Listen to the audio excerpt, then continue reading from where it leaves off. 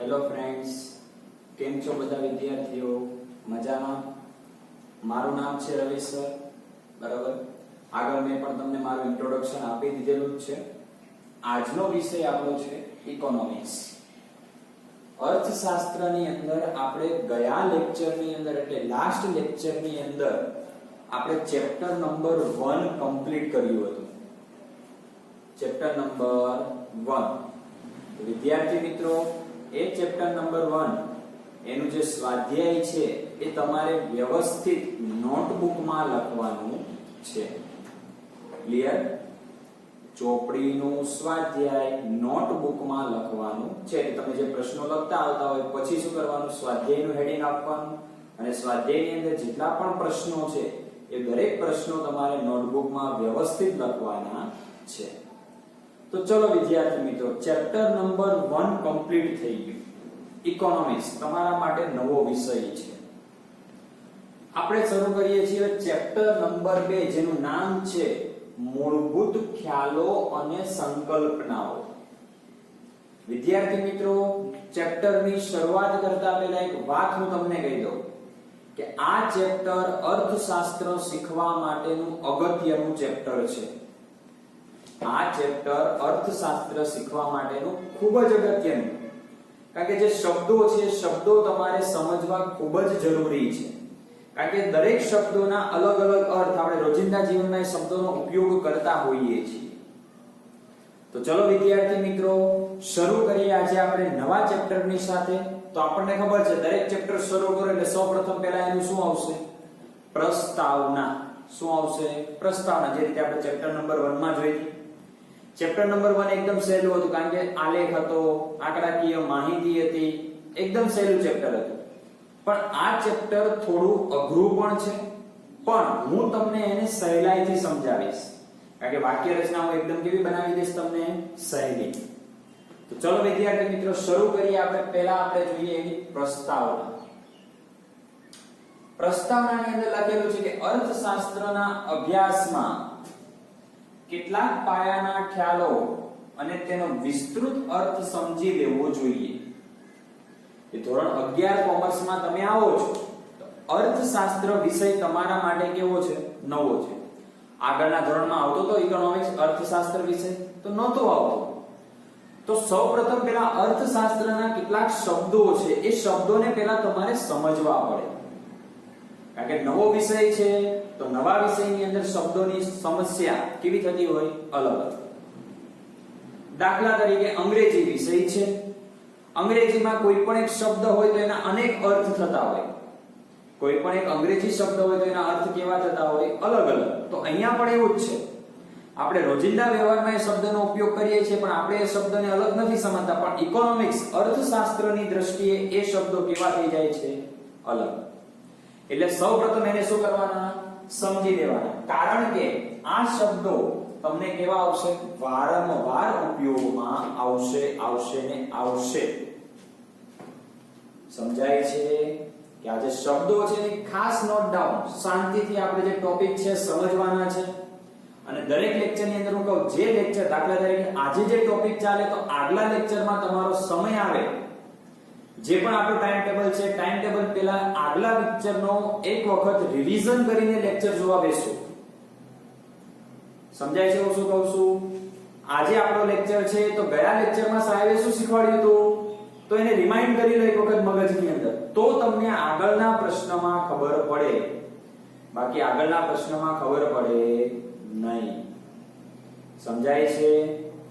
ચલો વિદ્યાર્થી મિત્રો, આગળ જોઈએ હજી પ્રસ્તાવનાની અંદર કે અર્થશાસ્ત્રમાં શબ્દો, અર્થો અને મૂળભૂત ખ્યાલો એનો અર્થશાસ્ત્રનો જે અભ્યાસ છે સરળ અને સમજણપૂર્વકનો બનાવે છે. કે જો તમે અર્થશાસ્ત્રના જે પણ શબ્દો છે એ શબ્દોને સમજો, એના અર્થને સમજો અને એનો મૂળભૂત ખ્યાલ શું છે, આ ત્રણ વસ્તુ સમજો તો તમારો અર્થશાસ્ત્રનો અભ્યાસ કેવો બની જાય છે? સરળ બને છે અને સમજણપૂર્વકનો બને છે. એટલે અર્થશાસ્ત્ર શીખવા માટે એના પારિભાષિક શબ્દો જે આપણે કહીએ છીએ શબ્દોની સમજ કેળવવી પડે. જો એ શબ્દો સરળતાથી તમને સમજાઈ જશે તો ઇકોનોમિક્સ અર્થશાસ્ત્રનો અભ્યાસ કેવો બની જશે? એકદમ સરળ. કેવો બની જશે? એકદમ સરળ. ચલો વિદ્યાર્થી મિત્રો, આજનો આપણો જે પોઈન્ટ મેન છે આ છે વસ્તુની કિંમત અને વસ્તુના મૂલ્ય વચ્ચેનો ભેદ. કિંમત અને મૂલ્ય, ઇંગ્લિશમાં શું કહેવાશે? પ્રાઇસ અને વેલ્યુ. વિદ્યાર્થી મિત્રો, રોજિંદા જીવનમાં આપણે કિંમત અને મૂલ્ય બંનેને એક જ સમજીએ છીએ. કિંમત અને મૂલ્ય આપણે બંને શું સમજીએ કે બંને એક જ કહેવાય. એમાં શું ફરક છે? તો વિદ્યાર્થી મિત્રો, આ બંને એકબીજાના સમાનાર્થી શબ્દો છે જેનો અર્થશાસ્ત્રની અંદર અલગ અલગ અર્થ દર્શાવવામાં આવ્યો છે. કિંમત શબ્દ અલગ છે અને મૂલ્ય શબ્દ પણ કેવો છે? અલગ છે. ઘણી વખત આપણે ભાઈબંધો જોડે કે બેનપણીઓ જોડે આપણે બેઠા હોઈએ તો કોક ભાઈબંધ કે કોક બેનપણી આપણી ખેંચતી હોય છે, ઉડાડતી હોય, મજાક ઉડાડતી હોય. પછી આપણે એમ કે થોડી વેલ્યુ તો રહેવા દે. તો વિદ્યાર્થીઓ, આપણે ચર્ચા વિચારણામાં હું કહેતા હોય કે થોડીક તો આપણે રહેવા દે, તો એ તમારી શું થઈ? વેલ્યુ થઈ.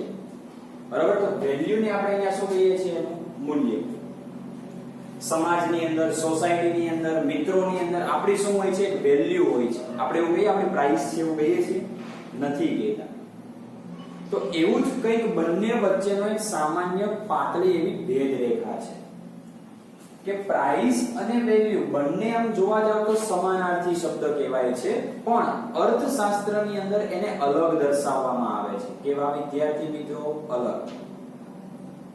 તમે ધોરણ 10 ની અંદર રિઝલ્ટ મેળવ્યું છે સારું એવું. હવે ધોરણ 11 પછી ધોરણ 12 કોમર્સ. તો ધોરણ 12 માં પણ તમારે સારા એવા પર્સન્ટેજ મેળવવા પડે. જો પર્સન્ટેજ સારા ના આવે તો સમાજની અંદર શું થાય? તમારી લોકો તમારી અવગણના કરે કે આ છોકરાને તો જો કેટલા ઓછા ટકા આવ્યા છે. માર્કેટની અંદર સમાજ, મિત્રો કે પાડોશીઓ, એની અંદર તમારી વેલ્યુ શું થઈ જાય? ડાઉન થઈ જાય. તો અહીંયા એ જ વસ્તુ છે કે કિંમત અને મૂલ્ય બંને વચ્ચે શું છે? તફાવત રહેલો છે. બંને શબ્દ એક છે નહીં. હજી કહું છું વિદ્યાર્થી મિત્રો, બંને શબ્દો એક નથી. બંને કેવા છે? અલગ અલગ છે. તો ચલો વિદ્યાર્થી મિત્રો, નેક્સ્ટ આપણે શરૂઆત કરીએ. કિંમત અને મૂલ્ય વચ્ચેનો તફાવત શું છે? કે આપણે રોજિંદા જીવનમાં કિંમત અને મૂલ્ય બંનેને લગભગ આપણે શું સમજીએ છીએ? સમાનાર્થી. હમણાં મેં ચર્ચા કરી એ પ્રમાણે. કેવી રીતે? તો મેં બે ના જોડકા બનાવેલા છે, ધ્યાનથી રાખજો.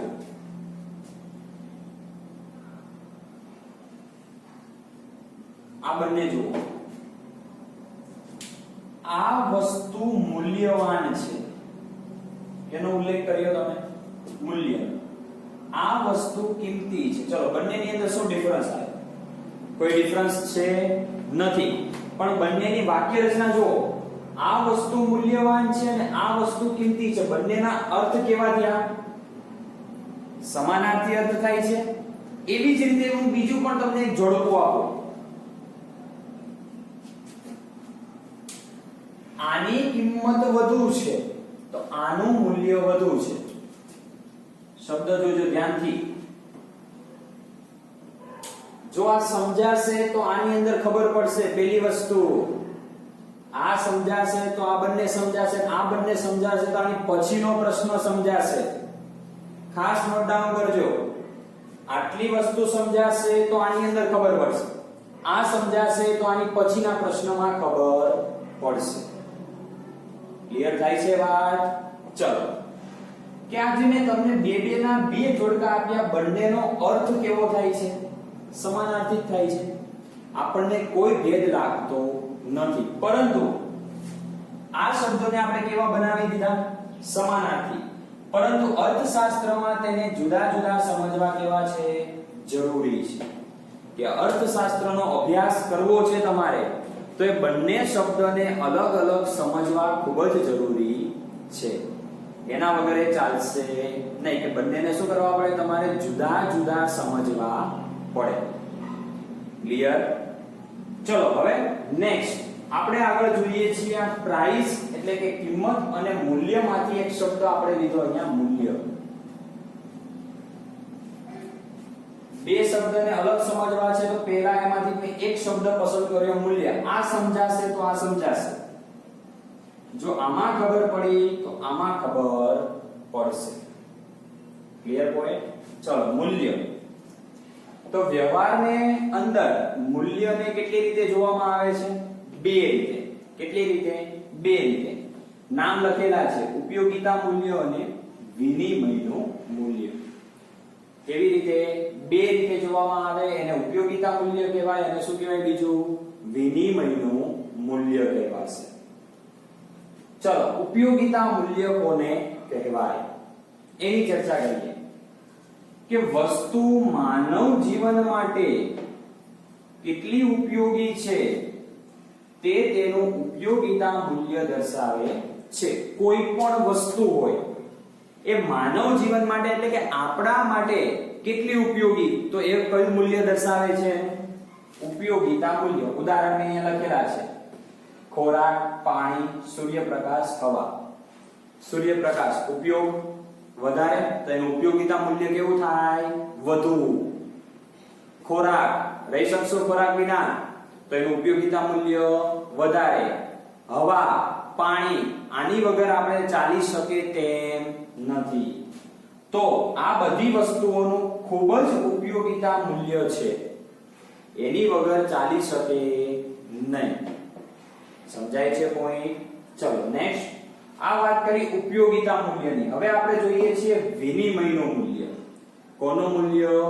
વિનિમયનું મૂલ્ય. એનો અર્થ થોડો લખેલો છે કે વસ્તુ કે સેવા આપીને બદલામાં અન્ય વસ્તુ કે સેવા લેવાની થાય. વસ્તુ કે સેવા આપીને અન્ય વસ્તુ કે સેવા લેવાની થાય ત્યારે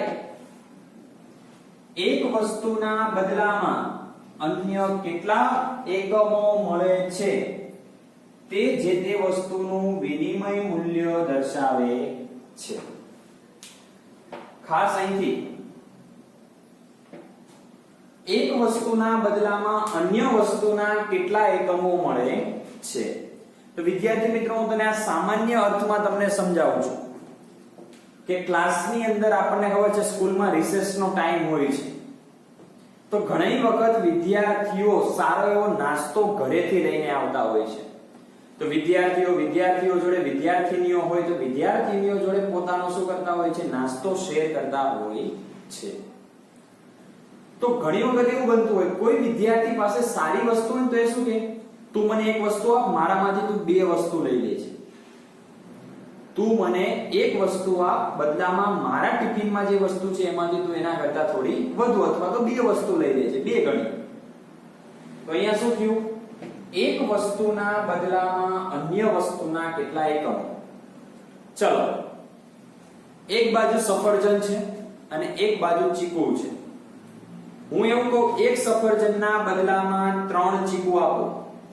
એક સફરજન બદલામાં કેટલા ચીકુ? 3 ચીકુ.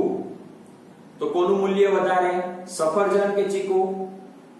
સફરજનનું મૂલ્ય ને, કારણ કે એક વસ્તુના બદલામાં સામે અન્ય વસ્તુના કેટલા એકમો મળે છે? 3. તો એ વસ્તુ શું દર્શાવે છે? એનું વિનિમયનું મૂલ્ય. ગામડે ગયા હોઈએ આપણે, શિયાળાનો સમય હોય, કડકડતી એકદમ ઠંડી હોય અને ઘરની અંદર બાજરાનો લોટ ના હોય તો શું થાય વિદ્યાર્થી? કઈ ના થાય, બાજુમાંથી ઉછીનો લેવા જાવો પડે. આપણે શું કરીએ? એક વાટકી ઘઉંનો લોટ આપશું, બદલામાં બાજુવાળા પાડોશીને શું કહેશું? અમને 2 વાટકી બાજરીનો લોટ આપો. તો ઘઉંનો લોટ 1 વાટકી, બદલામાં બાજરીનો લોટ 2 વાટકી. તો એક લોટ ઘઉંના બદલામાં કેટલા વાટકા મળે છે તમને લોટના? 2. તો અહીંયા મૂલ્ય કોનું વધારે? ઘઉંનું કે બાજરીના લોટનું? ઘઉંના લોટનું મૂલ્ય શું થાય? વધારે, કારણ કે એકના બદલામાં સામે અન્ય વસ્તુના કેટલા એકમો મળે છે વિદ્યાર્થીઓ? 2 એકમો. તો અહીંયા જે છે ઘઉંનું મૂલ્ય શું થાય? વધારે. તો અહીંયા ઉદાહરણ દ્વારા હજી એક લખેલું છે ઘઉંના બદલામાં કેટલા પ્રમાણમાં ચોખા મળશે તે તેનું વિનિમય મૂલ્ય દર્શાવે છે. વિદ્યાર્થી મિત્રો, કમ્પ્લીટ સમજાઈ ગયું આટલી વસ્તુ?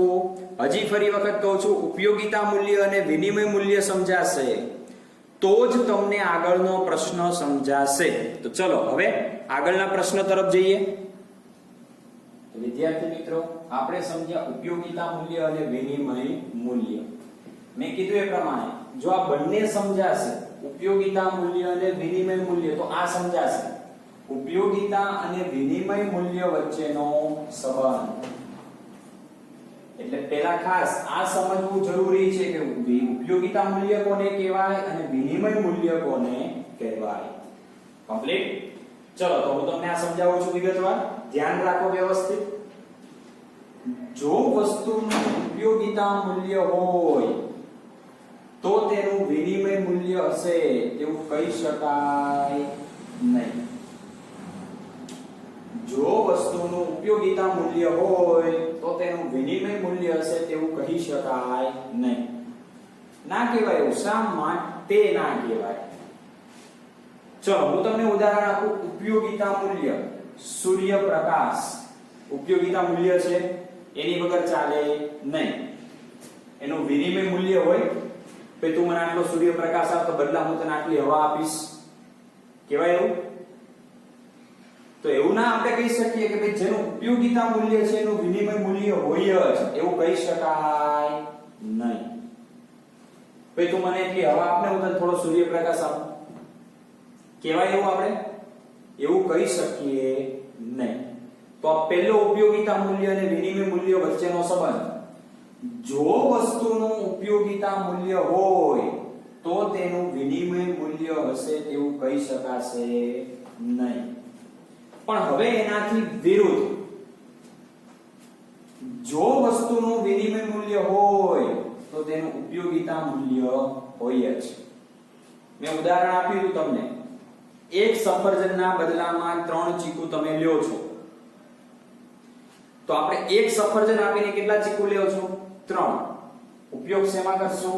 ખોરાક તરીકે, જમવા માટે, નાસ્તો કરવા માટે ઉપયોગમાં લેશો તમે, ખાવા માટે. તો એ કયું મૂલ્ય થઈ ગયું? ઉપયોગિતા મૂલ્ય.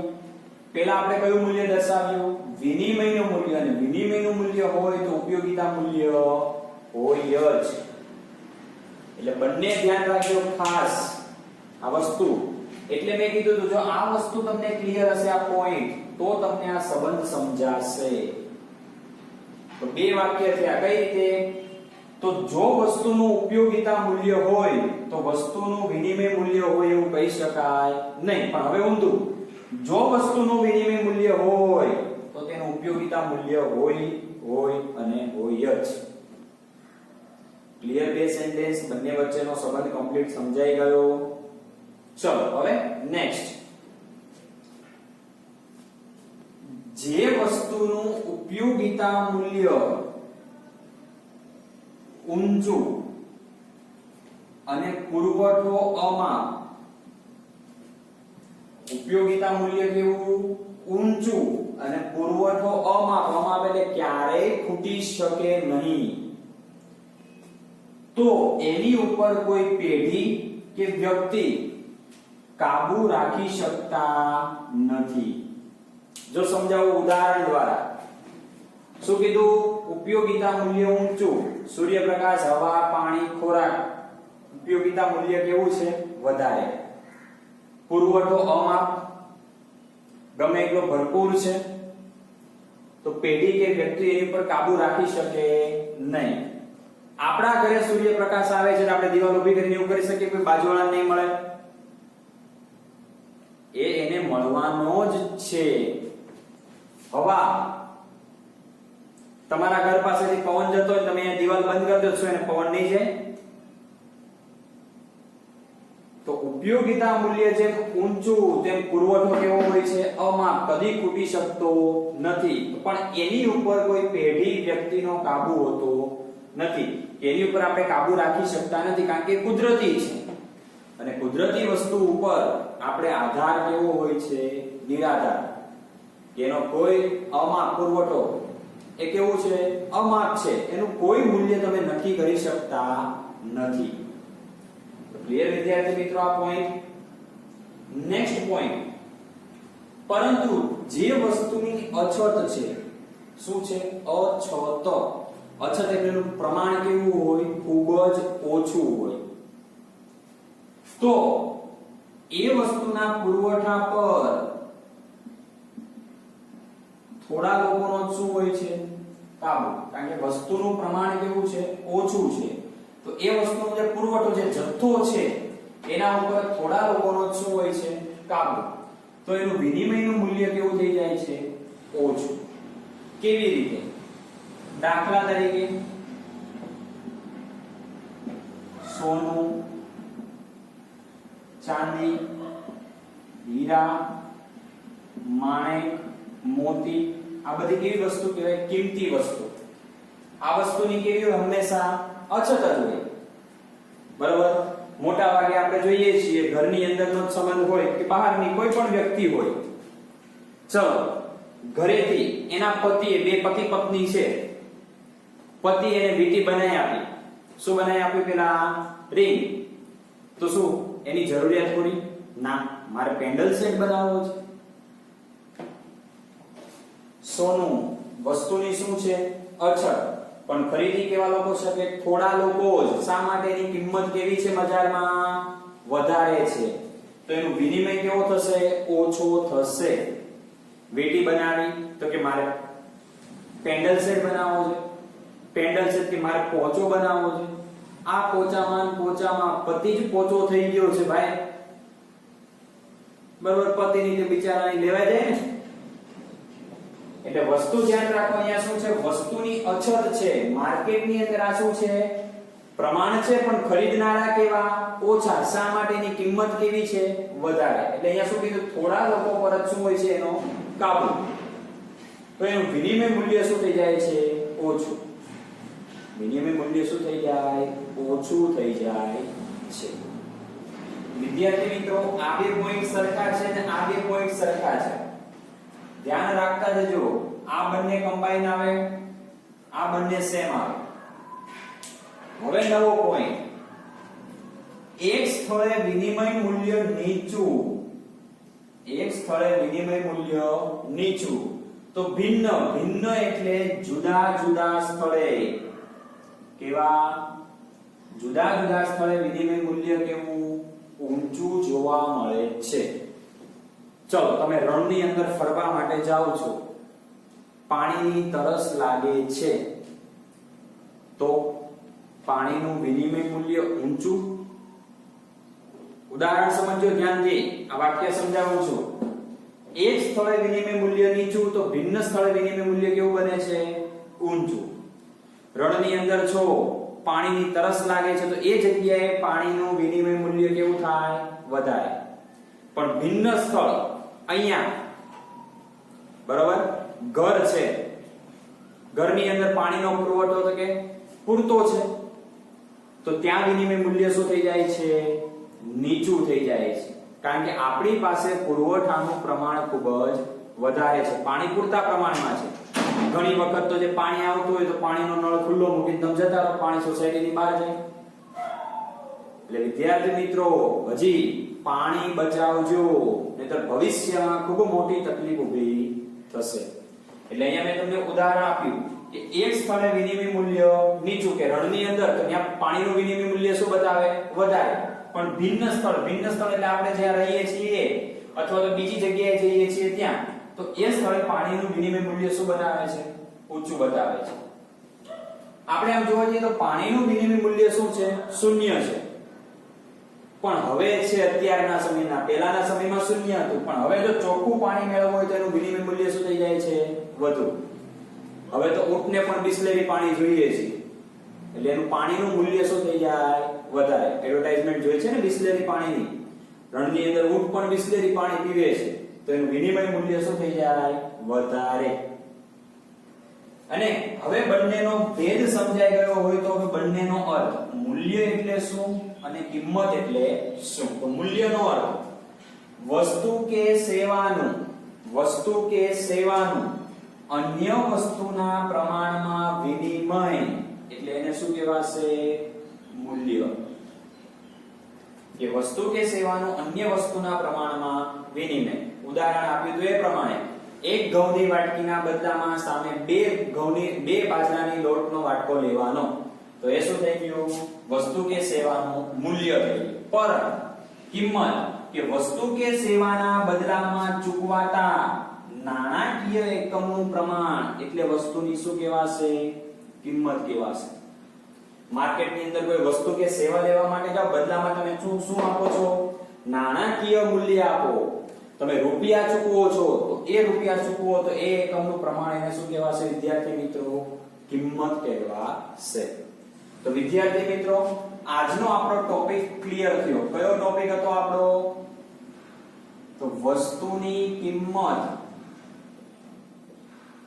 અને વસ્તુનું મૂલ્ય.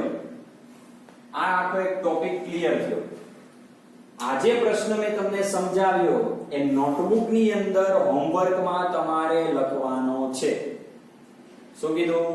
આજે પ્રશ્ન મેં તમને સમજાવ્યો કિંમત અને મૂલ્ય વચ્ચેનો ભેદ એ તમારે પ્રસ્તાવના, પછી કિંમત અને મૂલ્ય, પછી મૂલ્યના બે જે માપ કીધા એ અને આ એ વચ્ચેનો સંબંધ, આ દરેક વસ્તુ નોટબુકમાં વ્યવસ્થિત અને સારા અક્ષરે નોટ કરવાની છે. તો મળીએ વિદ્યાર્થી મિત્રો નેક્સ્ટ લેક્ચર ની અંદર કંઈક આવો જ એક નવો ટોપિક લઈને આપણે મળીશું. ઓકે વિદ્યાર્થી મિત્રો, બાય.